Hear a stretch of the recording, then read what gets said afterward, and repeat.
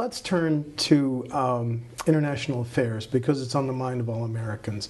Speaker Boehner over the weekend said he was on the verge of calling Congress back for what amounts to a declaration of war. You're not yet in the U.S. House, but if you were, would you vote for that, Glenn? Depends on the situation at the time. And obviously we're getting more and more information in there. We're going to have to see what the Obama administration plans to do. I think in the past when we've gone to war, we don't know what the overall plan is until we know what the overall plan is. I really can't give you a hard answer there. Washington recently took a vote on funding. I know Republicans were all over the map on that vote, as Democrats were all over the map. And you would have voted how, sir? This is the $500 million to arm the Syrian rebels. Correct. I would have to see what information the Obama administration gave us as far as what they plan to do with that money. Right now, it seems to me they didn't get bang for the buck. The other, or I think all but one members of the Republican delegation in Wisconsin voted against it, and therefore I'm predisposed to think I would have voted against it. Okay. When you meet with residents of the 6th Congressional District and they voice their concern about ISIS, let me ask the question this way. What is the justification for, I'll use the old adage, boots on the ground, American boots on the ground on foreign soil now? Well, the justification would be that they feel that ISIS would be involved in terrorism, and that if you had this large country there, which could be kind of a breeding ground for terrorism, we have to wipe it out. That would be the rationale.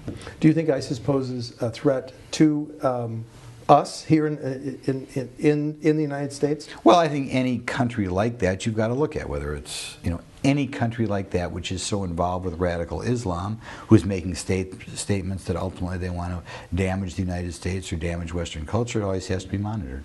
We can't be everywhere, first of all, but we should never put boots on the ground unless we have an exit strategy.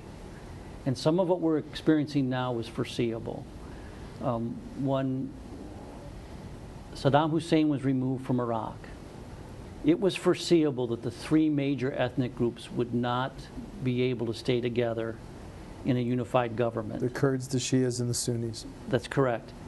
And the sad part is there's many other smaller minorities.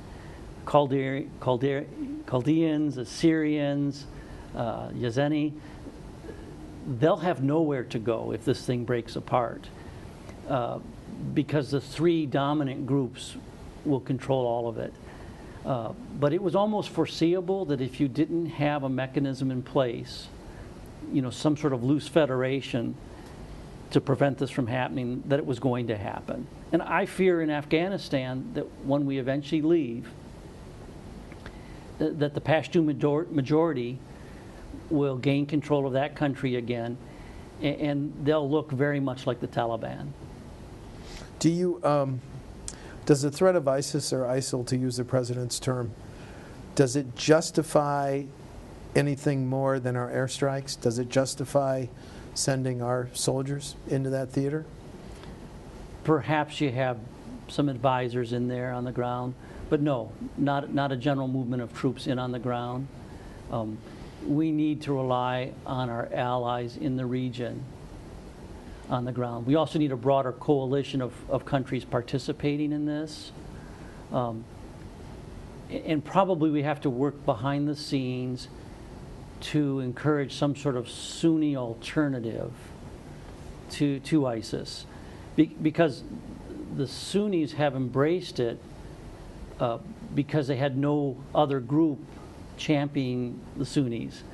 And this is the worst group they could have picked.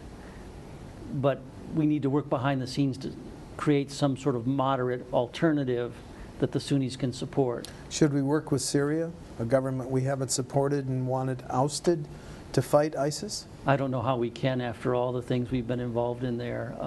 It's very unfortunate how the Middle East seems to be crumbling and how there's disorder, because civilian populations suffer terribly when this happens.